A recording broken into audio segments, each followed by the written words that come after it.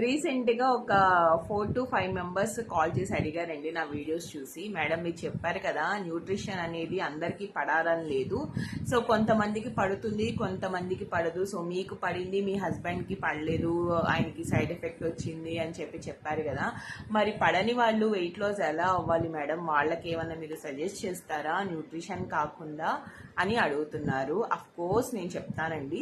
So దీనికి natural diet ఉంటుంది, monthly ఇంత ఛార్జ్ అనేది ఉంటుంది, అది మీరు కాల్ చేస్తే మీ యొక్క వెయిట్ని బట్టి మీకు ఇచ్చే నేను డైట్ని బట్టి నేను చెప్తాను.